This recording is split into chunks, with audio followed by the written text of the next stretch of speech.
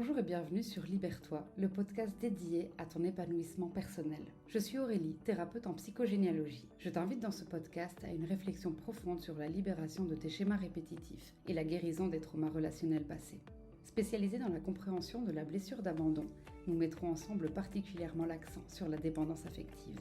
Tu es maintenant connecté à Libère-toi, le podcast où nous explorerons ensemble des thématiques qui peuvent bloquer ton épanouissement. Ici, je te propose de parler de manière authentique et accessible de sujets du quotidien pour éclairer nos chemins. Au fil des épisodes, nous explorerons divers aspects de nos vies, partagerons des histoires inspirantes et je mettrai à ta disposition des outils pratiques pour t'aider à cheminer vers ta véritable essence, à ton propre rythme et en résonance avec qui tu es. Prépare-toi à plonger avec moi dans ce voyage captivant de la découverte de soi. Bienvenue sur Libère-toi. On entend beaucoup parler de lâcher prise et on essaye probablement tous d'y arriver. Mais comment arriver à quelque chose si on ne sait pas ce que c'est ? C'est comme tenter d'arriver à Rome sans savoir où c'est exactement, sans carte routière, sans GPS et sans même regarder les panneaux de signalisation. On pourrait potentiellement y arriver, mais rien n'en est moins sûr. Alors bon, on peut essayer, mais sans résultat, ça peut être assez fatigant. J'ai personnellement longtemps essayé de lâcher prise sans savoir ce que c'était.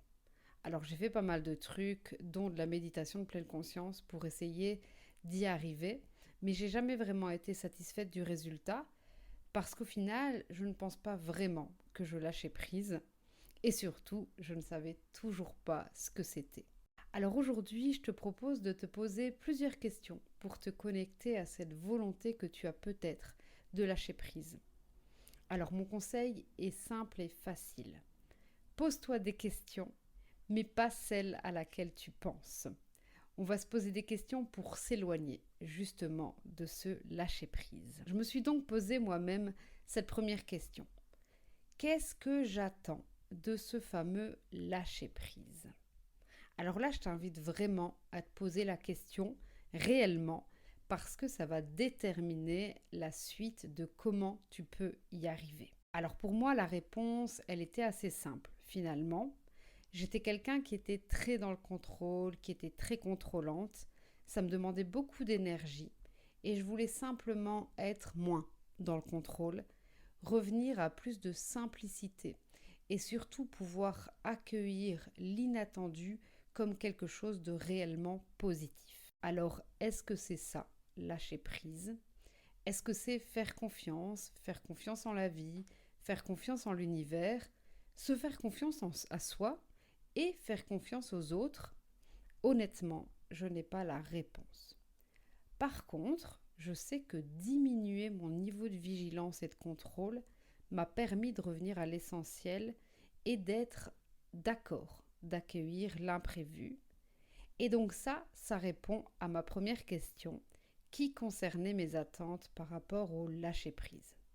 Alors ça, on pourrait se dire que c'est good, mais pour aller plus loin, je pense aussi que c'est intéressant d'aller chercher ce qu'il y a derrière la réponse à cette première question. Souvent, je te dis que c'est aller chercher à la source et donc on va aller un peu plus loin. Si on reprend cette idée de contrôle, d'être moins dans le contrôle, d'être moins contrôlante, qu'est-ce qu'il y a derrière ? Pourquoi est-ce que j'ai ce besoin de contrôle ? Qu'est-ce que ça vient dire chez moi ?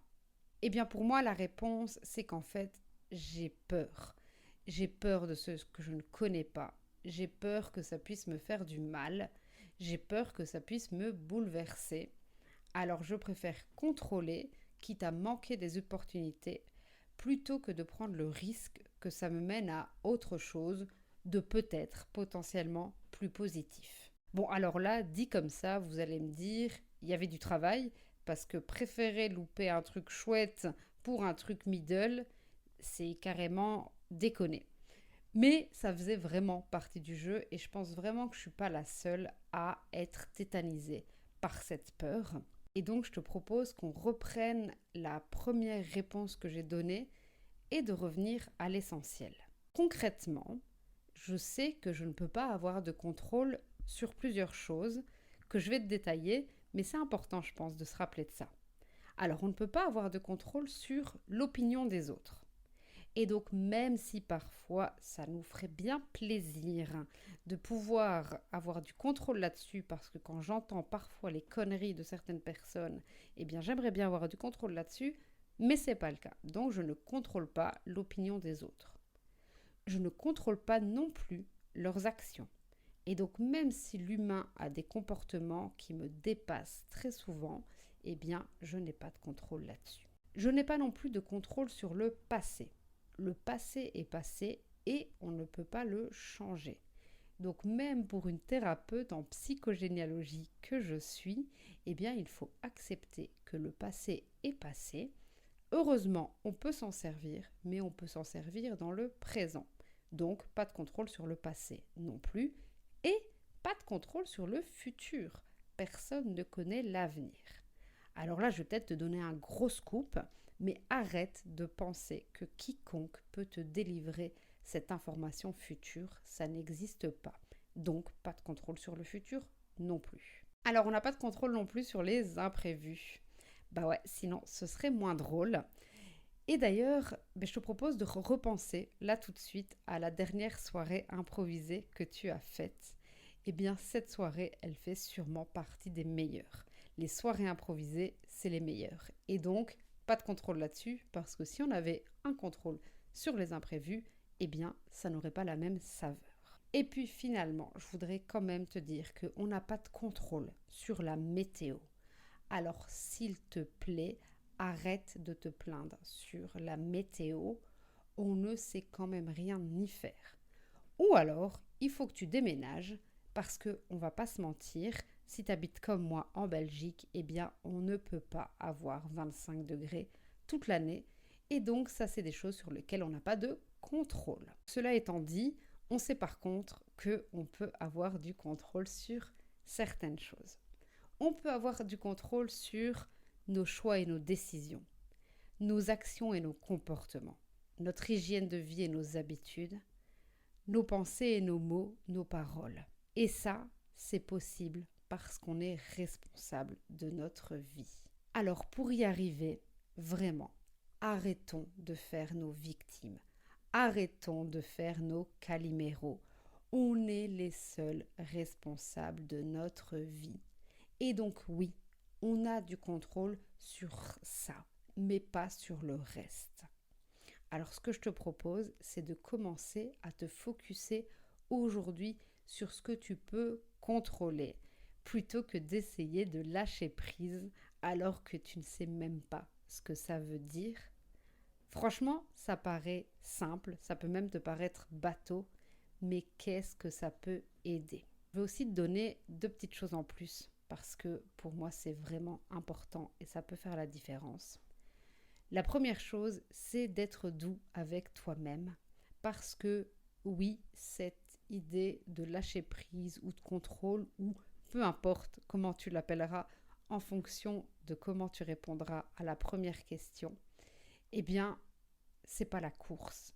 C'est pas la course au lâcher prise, c'est pas la course au contrôle.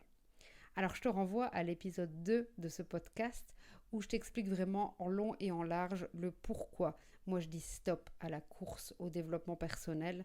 Pour moi c'est la même chose ici. Donc on va remettre beaucoup de douceur. La douceur, ça va nous permettre de nous laisser le temps nécessaire de l'apprentissage. Rien n'arrive du jour au lendemain comme par magie. Et donc, peu importe vers où tu veux aller, ça nécessitera un peu de temps. Et si tu ne dois retenir qu'une seule chose de tout ça, eh bien c'est vraiment la responsabilité que tu as sur ta vie.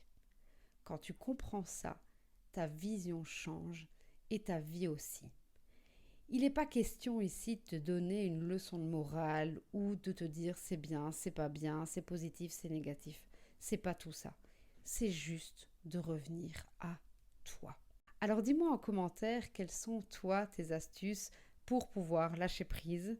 Et si tu n'y arrives pas, eh bien dis-moi là où ça bloque. C'est intéressant qu'on puisse échanger là-dessus. N'oublie pas de mettre un petit like sous l'épisode si tu as aimé. Aujourd'hui, je te souhaite de pouvoir déterminer les vraies raisons qui te poussent à vouloir lâcher prise pour pouvoir t'en libérer. Je te dis à très vite dans un prochain épisode. Et d'ici là, je te souhaite de t'aimer et de vivre pleinement ta vie.